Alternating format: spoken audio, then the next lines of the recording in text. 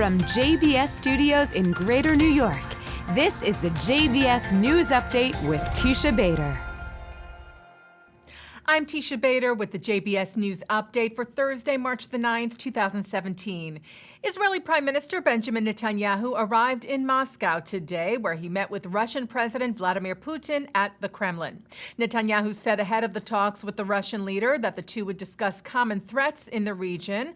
The Prime Minister said one of the things that we are fighting against together is radical Islamic terrorism. Of course, there was significant progress, he said last year, in the fight against the terrorism of radical Sunni Islam led by the Islamic State and al-Qaeda, and Russia has a very important contribution.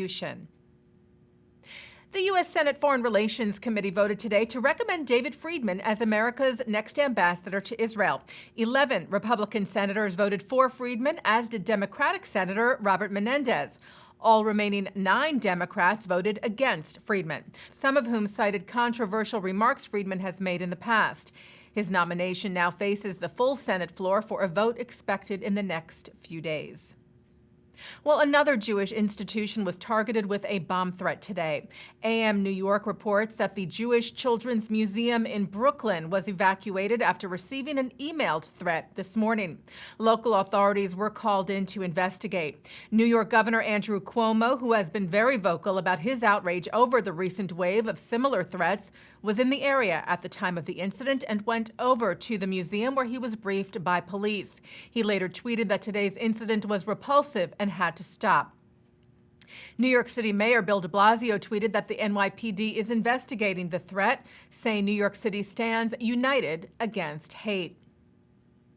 Several Jewish organizations have expressed their concern over recently announced legislation by Israel. On Monday, Israel's Knesset approved legislation that denies entry to the country by foreign nationals who openly call for boycotts against Israel and the settlements in the West Bank. The Anti-Defamation League said that the legislation only harms the fight against the BDS, Boycott, Divestment, and Sanctions campaign. The ADL tweeted, "We are deeply invested in fighting scourge of BDS and delegitimization. This law doesn't help," saying that Israel's democracy, pluralism, and open society serve as the best defense against BDS.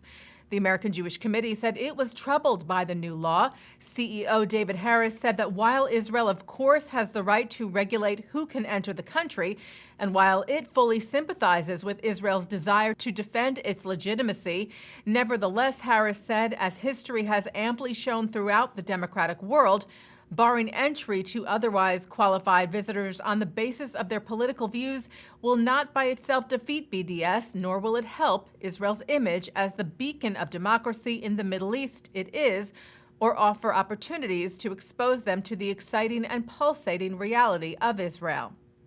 And the president of the Union for Reform Judaism, Rabbi Rick Jacobs, said, "We have been, are, and will continue to be opposed to boycotts of Israel. We are frustrated that by passing this law, the Israeli government has in essence posted a giant sign by the door of the Jewish state saying, 'Don't come unless you agree with everything we're doing here,' asking what kind of democracy makes that kind of statement." The U.S. State Department, meanwhile, also weighed in on the issue. Spokesperson Mark Toner said yesterday in a press briefing that while we oppose boycotts and sanctions of the State of Israel, we also support firmly freedom of expression, adding that said, this is a sovereign decision for Israel to make regarding its borders. And turning now to some sports news, Israel's baseball team continues to advance. The Israeli team beat the Netherlands today 4-2 in the World Baseball Classic taking place in Seoul, South Korea.